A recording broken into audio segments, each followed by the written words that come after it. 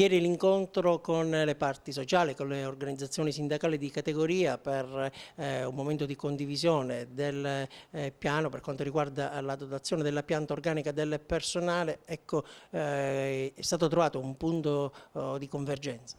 Sì, è stato trovato un punto di convergenza. Io devo ringraziare tutte le organizzazioni sindacali perché devo dire che si è innescato un clima di proficua collaborazione. Innanzitutto un grazie alla Regione perché ci ha dato 6 milioni di euro in più come massa finanziaria rispetto a quella che storicamente Agrigento aveva, anche se ancora non è bastevole magari per aprire tutti i servizi che noi vorremmo aprire. Però già è un grosso passo avanti, per cui rispetto alla vecchia pianta organica abbiamo circa 130 posti in più.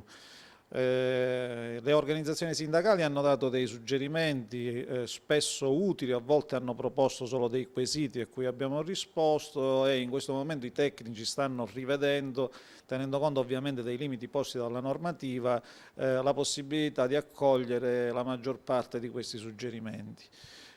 Un punto importante e qualificante che penso può interessare tutti è la stabilizzazione sostanzialmente dei precari, gli ex articolisti, l'SU eccetera. Stiamo cercando di prevedere un numero di posti sufficiente finalmente a eliminare questo tipo di precariato, lo stesso vale per i co-co-co e lo stesso vale per tutti quegli infermieri e medici che ormai da tanti anni sono in servizio a tempo determinato presso questa provincia. Ci sono i margini per le nuove assunzioni. Ci sono i margini per le nuove assunzioni, tenendo conto che prioritariamente si farà la mobilità, per cui comunque è una nuova assunzione, però la legge prevede che innanzitutto deve farsi la mobilità. Avete stilato un cronoprogramma? Cronoprogramma no, perché entro il 30 settembre dobbiamo presentare la pianta organica. Successivamente è uno di quegli atti che obbligatoriamente va approvati dalla Regione, per cui secondo le previsioni dell'assessore Baldo Guicciardi, il tutto dovrebbe concludersi entro metà novembre e quindi entro fine novembre procedersi ai bandi. Ieri questo momento di confronto, ecco, siete soddisfatti?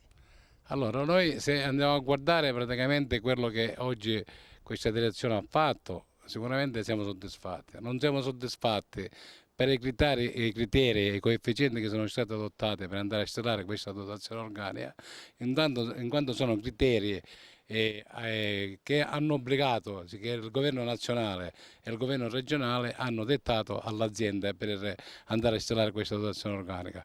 Questi criteri praticamente hanno un pochettino come ti voglio dire, ridotto le potenzialità in cui l'azienda poteva avere per poter aumentare alcune criticità che abbiamo nei reparti, tipo gli ausiliari e gli OSS.